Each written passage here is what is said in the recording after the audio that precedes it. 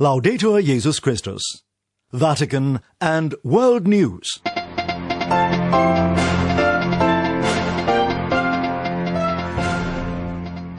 Today, Wednesday, December 9th, is the feast of St. Juan Diego. And these are today's headlines. Pope Francis continues his catechesis on prayer at the Wednesday General Audience. The UN Refugee Agency, UNHCR, issued a new report on Wednesday on trends in global forced displacement. And an Iraqi bishop says Pope Francis' visit to his country will help heal the wounds of the past. For Vatican Radio, I'm Christopher Wells. Our top story, Pope Francis held his weekly general audience today in the library of the Apostolic Palace. In his catechesis, Pope Francis urged everyone to listen to the cry that wells up within us, especially in moments of difficulty. This, he said, is the prayer of supplication, as Devin Watkins reports. Pope Francis continued his catechesis on various aspects of Christian prayer at the Wednesday General Audience, focusing on the prayer of supplication. He began by noting how Jesus taught his disciples the Our Father to pray for both great and humble things.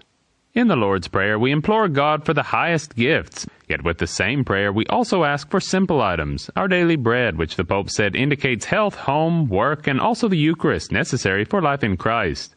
Pope Francis said the prayer of supplication is very human. He said at some point in everyone's life the illusion of self-sufficiency crumbles. We all experience loneliness or sadness, he added. The Bible does not shy away from showing humanity at its weakest when sickness, injustice, or betrayal seem to win out.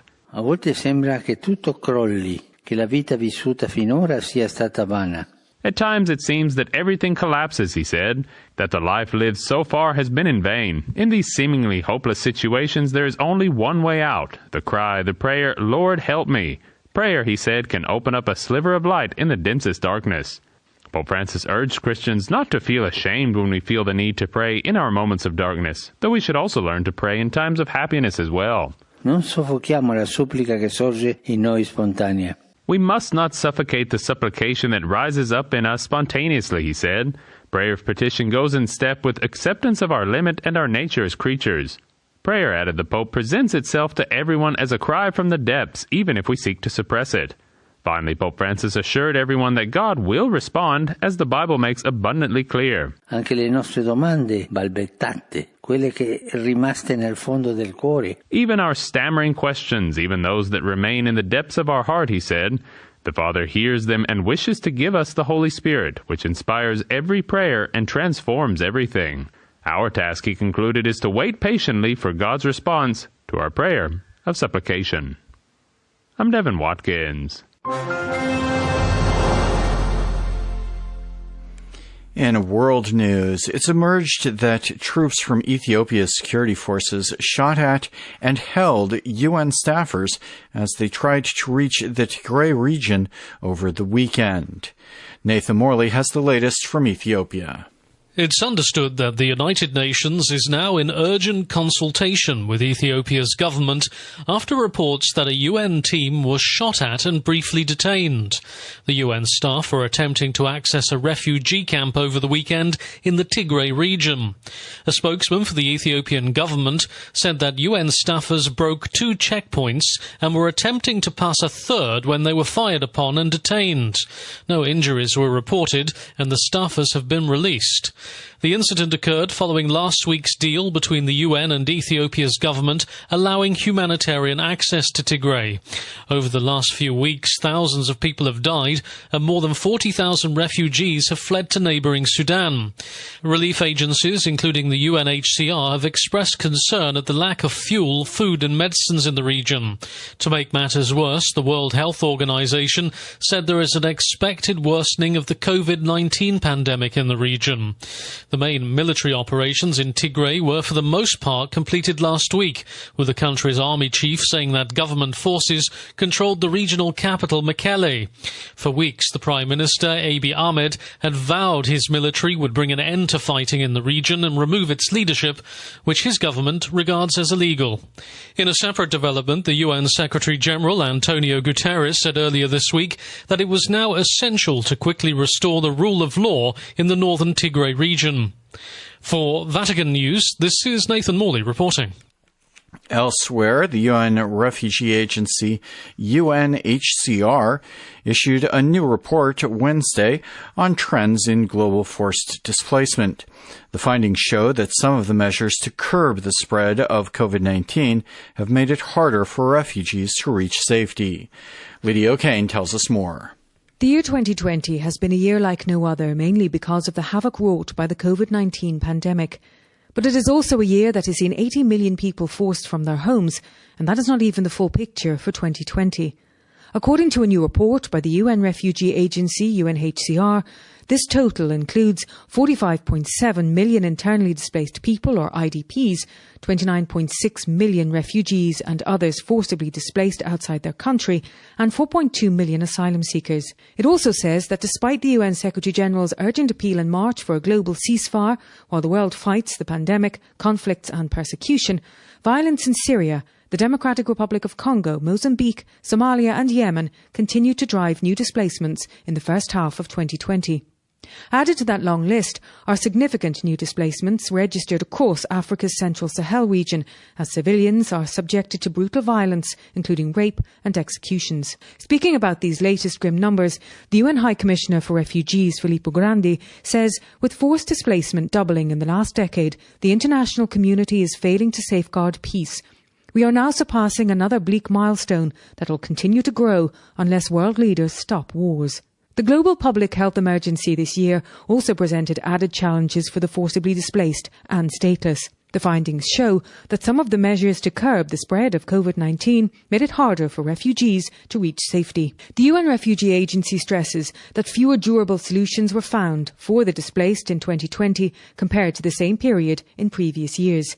It also notes that just 822,600 displaced people returned home. Although the actual number of stateless people remains unknown, 79 countries in the world have reported 4.2 million stateless people on their territory.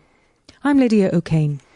Elsewhere in world news, thousands of protesters converged on the parliament building in Armenia's capital on Wednesday to push for the resignation of the ex-Soviet nation's prime minister over his handling of fighting with Azerbaijan over the Nagorno-Karabakh region.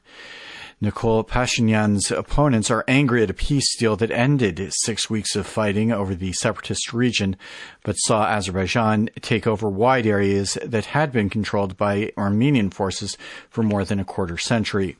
Armenia's opposition parties gave Pashinyan an ultimatum to resign by Tuesday, but he has ignored the demand, defending the peace deal as a bitter but necessary move that prevented Azerbaijan from overrunning the entire Nagorno-Karabakh region. Pope Francis is scheduled to visit Iraq from March 5th through the 8th, the Vatican press office announced on Monday. According to a local bishop, the 4-day visit will be a confirmation of the country's greater stability. Auxiliary Bishop Basil Yaldo of Baghdad says that the Holy Father's presence on Iraqi soil will help heal the wounds of the past. Robin Gomes has this report. If plans go ahead, Pope Francis will become the first pontiff to visit Iraq, a majority Muslim nation. For the church in Iraq, for Iraqi Christians, and for the whole country, including Muslims, this represents a source of great and immense joy, Auxiliary Bishop Basil Yaldo of Baghdad told Asia News. People have been waiting for many years since the time of Pope John Paul II in 2000, with the first reports of a journey that was not possible then, said the bishop, who is the local coordinator of the papal visit. Last year, he said there was a talk of this trip, but the situation was not stable. However, conditions have improved despite the difficulties caused by the COVID-19 pandemic.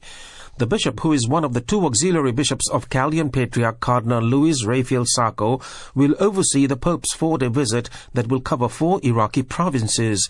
The Vatican said the Pope will visit Baghdad, the plain of Ur, linked to the memory of Abraham, the city of Erbil, as well as Mosul and Karakosh in the plain of Nineveh. The Pope's visit, Bishop Yaldo explained, comes as the confirmation of the country's greater stability. The Pope's visit is a dream for us, the bishop said, adding, its announcement announcement gives courage to all Iraqi people, not just Christians. It's a show of strong solidarity, peace and fraternity for the whole nation. Even though details of the visit have not yet been decided, the bishop said that Pope Francis desired to go to Mosul, a stronghold of the Islamic State, for a long time, where the worst crimes of jihadist madness were committed. The Pope wants to go to Mosul and pray for the victims of the Islamic State and the violence that took place in the city. This visit, the bishop said, will give an enormous boost to the country's future and will guarantee greater visibility to Christians. The Pope will give great significance and relevance to their presence and their suffering, Bishop Yaldo added. I'm Robin Gomes. Meanwhile, tomorrow, Thursday, December 10th, a meeting organized by the Vatican's Dicastery for Promoting Integral Human Development will focus on the Iraqi and Syrian humanitarian crises. It will enable the heads of some 50 Catholic aid organizations and NGOs to engage with representatives of the local episcopates and ecclesial institutions and religious congregations operating in Syria, Iraq, and neighboring countries. They'll discuss the most urgent needs and priorities for the region and coordinate assistance and the presence of aid workers on the ground. The meeting, which will be held online, also has the support of the apostolic nuncios of the area. Among the participants is Aloysius John, the Secretary General of Caritas Internationalis. He told Vatican Radio the meeting also provides an occasion to shine a light on the dire conditions in which Christians in Syria and Iraq are living. The meeting tomorrow on Syria and Iraq is an important meeting in order to witness the dire condition in which the population, the Christians in the Middle East are living, and the Christians in these two countries are living, and not only the Christians, and also the Muslim brothers who are living there, and in what conditions they are living. So the meeting tomorrow is to highlight the dire condition, because most of them are living in inhuman condition. For example, in Syria, they're living in fear within the country. They don't have the basic minimum needs. So tomorrow it's the time to talk about it and also to see what the church is doing in order to witness universal love to these people who need help, especially at a time when we are entering into winter, how we should be very careful to help them. Secondly, this is also a moment to make it known that the sanctions in Syria are not the right solution, because the sanctions are also oppressing and putting the people in very, very bad situation, in very dire conditions. The meeting tomorrow also, it's a means for us to share all that we're doing with the different actors in order to better coordinate, because what is needed today in the response to the Syrian crisis and the Iraqi crisis is coordination. Coordination in order to help the people effectively and efficiently and let no one alone and no one going hungry. And this meeting tomorrow will also help us to coordinate, especially at a time when problems like COVID-19 are also creating other problems. I think it's very important to coordinate and also to bring together our means in order to be more effective. That was Aloysius John, the Secretary General of Caritas Internationalis.